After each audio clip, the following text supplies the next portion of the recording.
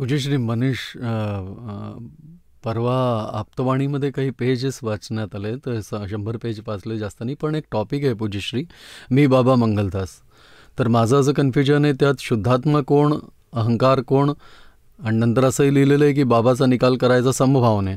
मग असंही लिहिलं आहे की बाबाचा असर मंगलदासवर नाही पडत आणि मंगलदासचा असर बाबावर नाही पडत. म्हणजे क्वेश्चन आहे माझ्या डोक्यात. फिजिकल आहे तो मंगलदास आहे आणि अहंकार तो बाबा आहे आणि मी तर शुद्धात्मा आहे. समजलं का?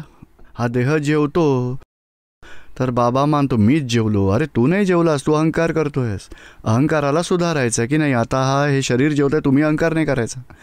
आणि आपण तर त्यावर शुद्धात्म्यात आलो आहे. प्रज्ञात मी शुद्धात्मा, मध्येच अहंकाराच्या अज्ञान मान्यतेमुळे तो आत्म्यापासून विलग झाला होता. आता अज्ञान मान्यतेला डिझॉल्व करायचं आहे, ज्ञानी बनवायचं आहे त्याला.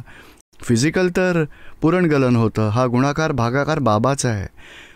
ते हळूहळू भागाकार करत राहतील, अज्ञान मान्यतेला सोडवत राहतील.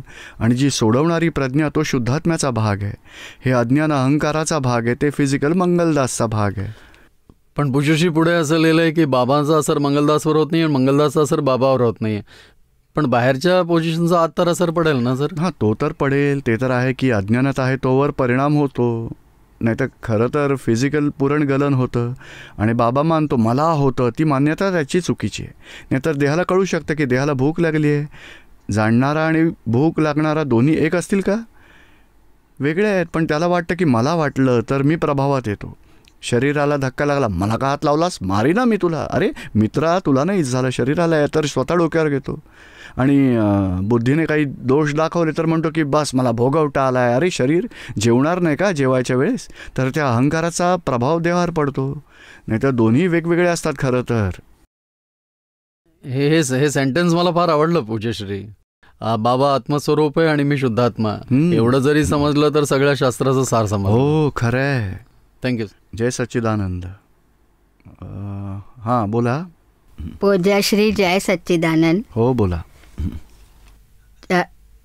चरणविधी मी करते, खूप छान वाटतं. आणि त्यात जे शक्ती भक्ती मुक्ती हे काही समजत नाही आहे. हां, ते नाहीत समजवायची गरज. शक्ती मागत राहा, आत असणाऱ्याकडे पोहोचेल. चरणविधीत येतं की तुमची म्हणजे काय की आप गुरुदेव थकी ज्ञानवाद थी, स्यादवाद थी, परम ध्यान थी, परम ज्ञान थी, शुद्धात्मा थी. शुद्धात्मानी उपासना करणारा सर्वे समकितधारी महात्माओं, शुद्धात्मा सर्वे सिद्धो थी, संतो थी, महांतो थी, जीव मात्र थी. यानी शंकेत वंचित के बाड़ो न बनू. एवी शक्ती भक्ती दृष्टी ज्ञान विवेक विनय चरित्र ने प्रज्ञा आपो. तर हे वर जे लिहिलं आहे त्यासाठी शक्ती मागितली आहे की या प्रकारचा कधी गुन्हा होऊ नये, शंकित न हो, वंचित न हो, म्हणजे वाकड्यात शिरू नये. बाळा म्हणजे दृष्टी बिघडू न देऊ. अशी मला शक्ती द्या, अशी भक्ती द्या, अशी दृष्टी द्या, अशी शक्ती मागितली आहे सगळी. काय आपण कृपा करावी, आम्ही मोक्ष मार्गात पुढे जाऊ शकू. हो, सत्संग आणि 5 आज्ञा धरून पुढे जा. काय? हां. जय सच्चिदानंद. हो हो, जय सच्चिदानंद. जय सच्चिदानंद पूज्यश्री. हो बोला. दादा वाणीमध्ये दादा म्हणतात की मुंबईच्या हॉटेलमध्ये जाऊन 1 कप चहा पिऊन बघा, मनावर किती वाईट परिणाम होईल बघा.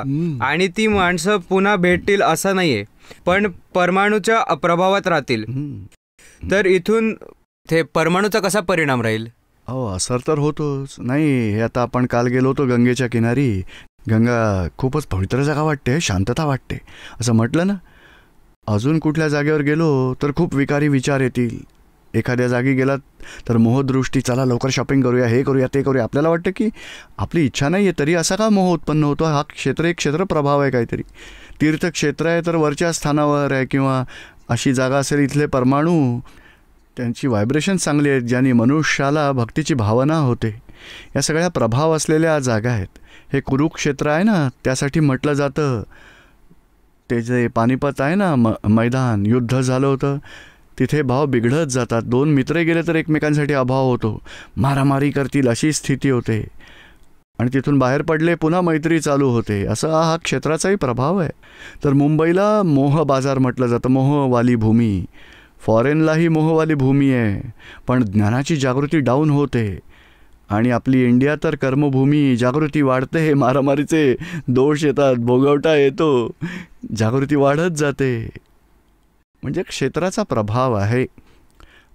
आपलं क्षेत्र मूळ कारण नाही, आपलं मूळ कारण आपलं अज्ञान आहे. त्यामुळे आपल्याला असर होतो. नाहीतर या ज्ञानात राहाल तर क्षेत्र, काळ, द्रव्य, भाव सगळ्यांपासून मुक्तीचा अनुभव राहील तुम्हाला. आणि एका ठिकाणी म्हटलंय की इथे सत्संगाला कधीही वेळ येतो की असं बसलं असलं की 1,00,000 देवगतांचं आयुष्य होऊन जातं आणि मग तो महाविदेय क्षेत्रात जन्म घेतो.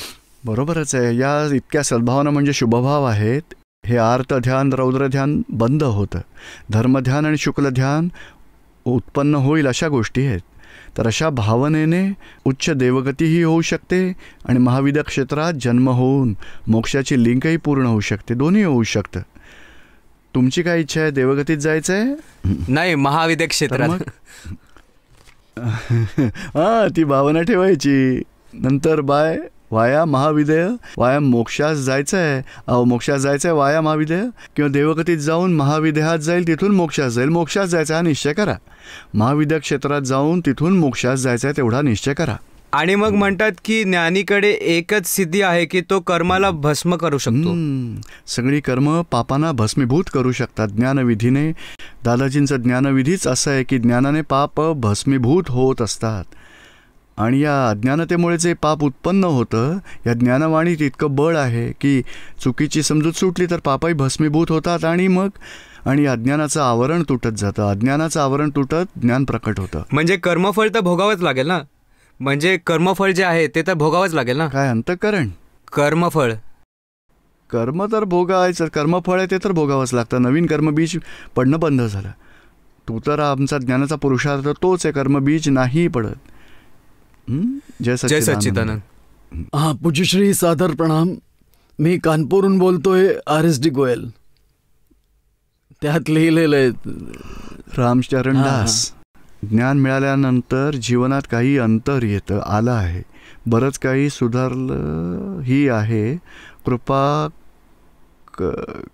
करून बस पुढे जात राहू अशी कृपा करावी. बरोबर, अंतरात भाव आहेत. काय लिहिलंय? पण घरातील सदस्य या मार्गात, घरातले सगळे सदस्य या मार्गात यावेत, आकर्षित व्हावेत अशी भावना आहे. ते बरोबर आहे.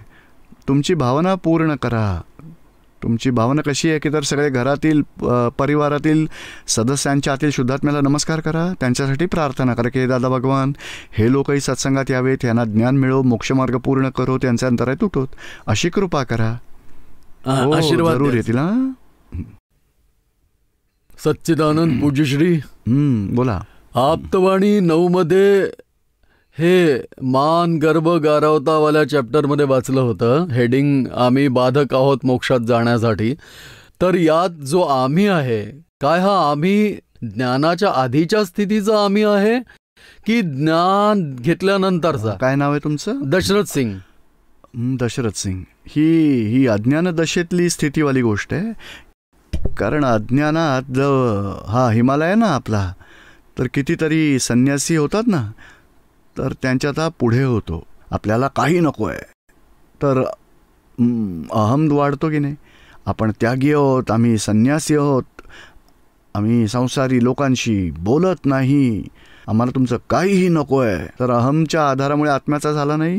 देहाचे मोह तोडून टाकले, गृहस्थीचा मोह तोडून टाकला आणि अहमच्या आधाराने जीवन जगतात. तर त्याला तर मोक्षमार्गात तो अहम तुटेल तेव्हा आणि ज्ञानीच्या शरणात येईल तेव्हा मोक्षमार्गात एंट्री मिळेल काही त्याला. हो सर. कारण त्यात पुन्हा पुन्हा प्रश्नकर्त्याने विचारलं आहे अनेक प्रकाराने फिरवून, तरी गोष्ट समजत नव्हती की मला हे लक्षात येत नव्हतं की ज्ञानाची पहिली गोष्ट आहे की नंतरची गोष्ट आहे. नाही, आधीची गोष्ट आहे. हो. ज्ञानानंतर तर अहंकाराला डिझॉल्व्ह करून दिलं जातं आणि कितीतरी आवरणं कमी होतील, अंतरा कमी होतील तेव्हा ज्ञान मिळतं. अहमवाल्याला ज्ञान मिळणं खूप कठीण आहे. या संसारात तर वाईफने हजबंडचा अहंकार तोडलेला असतो, हजबंड वाईफचा अहंकार तोडत असतो. इतकी अहंकाराचा हा एवढा चक्काचूर होत असतो. संसारात शांती हवी आहे, ईश्वरा मला पाठव. हे मला तर येणारच नाही, आमच्याजवळ शांती आहे, तुम्हाला हवी असेल तर इकडे या, आम्ही तुम्हाला शांतता देऊ. बाकी स्वतःच अहममध्ये बसलेला आहे. जय सच्चिदानंद. जयदीप नागपूर. हो बोला. पूज्यश्री, आपण जेवढ्या वेळेला पुरते सामायिक बसता, तर हे स्पंदन संपूर्ण जीवनमात्राला पोचतं की फलाण्या व्यक्तीलाच पोचतं तेवढ्याच वेळापर्यंत, तर त्यांना नुकसान नाही ना? ते पोचायचं तर पोचेल, पण खरं तर काय होतं की कुठल्याही व्यक्तीबरोबर आपला राग द्वेष असेल, तू आपण सामायिकमध्ये बघूया, आपले रागद्वेष धुतो, मग त्या व्यक्तीचा दोष नाही आहे, त्याच्याबद्दल हे आपले अभिप्राय आहेत की हा वाईट आहे, हा चांगला आहे, हा चूक करतो, हा खोटा आहे. तर आपले द्वेष, आपला मोह, आपले अभाव, तिरस्कार, आपल्या दोषांना आपण सामायिकमध्ये बसून धुवून टाकतो. आपण त्या व्यक्तींच्या रागद्वेषातून मुक्त झालो तर मग त्या व्यक्तींनाही स्पंदन होतं की यांच्याकडून आता द्वेष होत नाही. आधी दुःख होत होतं, आता हे दुःख बंद होईल स्वतःहून. ते बाय प्रॉडक्टमध्ये रिझल्ट येतो. पण मेन आपली भावना आहे की आपल्या कचऱ्याला आपण स्वच्छ करतो आहे, आपल्याला वितराग व्हायचं आहे. आपल्याला वितराग ठेवण्यामध्ये कुणी हरकत घेणार नाही आहे. आपल्या अज्ञानतेने आपण रागद्वेष करतो, आपण ज्ञानाने वितराग होऊ शकतो. समजलं का तुम्हाला? जैन मुनी म्हणतात की हे संपूर्ण जीवन पशुपक्षी जगात त्यांच्याकडून कुठलं भय अनुभवत नाहीत. काय? या संसारात जे जीवजंतू जगात आहेत, पशुपक्षी, तर अमक्या व्यक्तीकडून आम्हाला एवढ्या वेळेपर्यंत काय भय अनुभवता येत नाही. बरोबर आहे ते. ठीक आहे ना? वितराग भगवानांची सामायिक अशीच होती. ते देहाध्यासात राहतच नव्हते, केवळ आत्मरूपात. आणि मी कोणाला दुःख पोचवतो, कोणी मला भीतो, काही असं आहे जे त्यांच्या विचारातही येत नसे, ते स्वतःच्याच आत्मक्रमणतामध्ये असत. अशा सामायिकाचं फळ जवळून ते हरणही निघून गेलं तर त्याला भीती नाही वाटणार. ते लोक आत्मरूप झालेत, यासाठी सांगितलं गेलंय. ते यासाठी सामायिक मनापासून करायला हवं का? मनापासून नाही, शुद्ध उपयोगाने करायचं आहे. जय सच्चिदानंद पूज्यश्री. हे वेदात एक वाक्य आहे, एकोहम बहुस्याम, म्हणजे ब्रह्माने विचार केला की मी एक आहे तर अनेक व्हावं, तर समजतं की जीव मात्र तो ब्रह्म निवास करतो. तर असं काही नाहीये. तेच तर आहे, जे शास्त्रात लिहिलेत ते शब्द आपल्याला कळले असते तर आपण इथे आलो नसतो, मोक्षात गेलो असतो. ते तर शास्त्राने सांगितलंय काय आणि लोकांनी समजलं काय, आणि जे टीचर आहेत त्यांनी समजावलं आहे काय, आपण लोकांनी समजलो काय. सगळे आपापल्या दृष्टीने मानतात. वास्तव तर जेव्हा अनुभवी ज्ञानी असतात, ज्ञानी पुरुष जसे दादा भगवानांसारखे, ते जेव्हा रहस्य खुलं करतात तेव्हा खरी गोष्ट लक्षात येते की शास्त्रामध्ये लिहिलं आहे काय, आपण लोक समजलो काय. खरी गोष्ट ज्ञानीच्या दृष्टीने समजली पाहिजे. एको अहम बहुश्याम, तर हा सगळ्यात बसलेला ब्रह्म असं नाही आहे, स्वतःच ब्रह्म आहे. आणि स्वतःला व्यवहाराच्या आधाराने ट्रेन मिळाली तर मी पॅसेंजर आहे असं मानतो, वाईफ मिळाली तर मी पती आहे मानतो, सत्संगात आला तर मी सत्संगी आहे मानतो, मुलगा झाला तर मी बाप आहे असं मानतो, सासरे आले तर मी जावई आहे मानतो. तर एकच ब्रह्म स्वतः आहे. आणि बहुश्याम, किती आधारवाला झाला आहे स्वतः. अहंकार किती प्रकारचे त्याने स्वरूप बनवून दिलं आहे की मी हाही आहे, मी तोही आहे, हाही आहे, तोही आहे, तोही आहे. ट्रेनमध्ये बसलो तर पॅसेंजर होतो, ऑफिसमध्ये गेला तर बॉस होतो, आणि जर कोणी अपमान केला तर डिप्रेशनमध्ये येतो. हे किती प्रकारचे अहंकाराचे हे स्वरूप आहे. तो स्वतः वेगवेगळ्या व्यवहाराच्या आधारावर वेगवेगळा अहंकार होत असतो. आणि खरं तर एकच आहे, आत्म्याच्या दृष्टीने एकच आहे, व्यवहार दृष्टीने अनेक होतो असं म्हणू इच्छित आहेत. हो, समजलं का? एक गोष्ट आहे की वेद आहेत जे अपौरुषेय आहे ते ज्ञान आहे, आणि तीर्थंकर जे शास्त्रात जैन शास्त्रात आहे तेही ज्ञान आहे. तर या दोघांमध्ये डिफरन्स कुठे कुठे दिसतं. जसं काही पहिला आरा, दुसरा आरा, तिसरा आरा, आरोही अवरोही. आणि वेदात आहे की कलियुग, द्वापर, सतयुग, त्रेतायुग, या प्रकारे कलियुगानंतर लगेच सत्ययुग येईल. तर हा डिफरन्स काय? तो डिफरन्स सोडा. आता आपल्याला काय करायचं आहे, कारण हे बघा, डॉक्टरकडे जाल ना तरी नेचरोपॅथी बंद करा, सलाड वगैरे काही नाही असं सांगितलं, असं औषध घ्या. आणि नेचरोपॅथीवाला मेडिसिनला तुम्ही टच करू नका, त्याची ॲलर्जी येईल, त्याच्या साईड रिॲक्शनने मराल. दोघंही कधी एकमेकांना सपोर्ट करतच नाहीत. असं वेदांतवाले जैनांना सपोर्ट नाही करणार, जैन वेदांताला सपोर्ट नाही करणार. ती अशी गोष्ट झाली की धर्मामध्ये वेगळंच सांगितलं आहे. 6 तत्व तर जल वायू पृथ्वी आकाश अग्नी अशी 6 तत्व वेगळी सांगितली आहेत. ही 6 तत्व वेगळी सांगतात. वाटतं की सगळंच सारखं आहे. भावकर्म, दृश्यकर्म, नवकर्म, संचित कर्म, क्रियमाण कर्म, प्रारब्ध कर्म दोन्ही सारखंच आहे. पण जमीन आसमानाचा फरक होत असतो. हे कुठलं आहे नाही. लहान मुलं आणि मोठी मुलं असतात ना, छोटा मुलगाही मोबाईल चालवेल, पॅ पॅ पॅ पॅ पों पों पों, मम्मी जय सच्चिदानंद. अरे ते त्याच्यासाठी फक्त खेळणंच असतं. आणि मोठ्याकडे चांगला मोबाईल असतो. तर हाही मोबाईल आहे आणि तोही मोबाईल आहे. दोघात अंतर तर राहील ना. म्हणजे जास्त आपल्याला तर काय की आता आपल्याला स्टडी करण्याचं काम राहिलंच नाही आहे. बाकी दादाजींनी रेडीमेड ज्ञान दिलं आहे, त्याहूनही त्यात राहून मोक्षाचं काम पूर्ण करा. बाकी या स्टडी करायला जाल तर पूर्ण आयुष्यात पझलमध्ये फसूनच जाल. बघा, कॉन्ट्राडिक्शन इतकं आहे की फसून जाल. आता आपल्याला मिळाले ज्ञानी, तर मोक्षाचं काम काढून घेऊया आपण. हो, धन्यवाद. जय सच्चिदानंद. बलजीत सिंग, चंदीगड. बोला. जेव्हा चिंता आम्हाला सतावू लागेल आणि मनाच्या शांतीला खाऊ लागेल, तेव्हा दादाजींची जय जयकार करा आणि मनाला थंडगार करा. मनाला थंडगार करा. दादाजींची अनन्य सेविका होती निरंजना. अक्रम भावाचा प्रसार करणारी होती निरंजना. तेजस्वी आणि प्रचंड ज्ञानाची मूर्ती होती निरंजना. दादाजींच्या ज्ञानाची चावी होती निरंजना. सगळ्यांच्या हृदयावर राज्य करणारी होती निरंजना. अंजनमाहे निरंजन राहणारी होती निरंजना. दादाजींची राजदुलारी होती निरंजना. निरुमा नावाने प्रसिद्ध झाली होती निरंजना. जय सच्चिदानंद. हो, छान.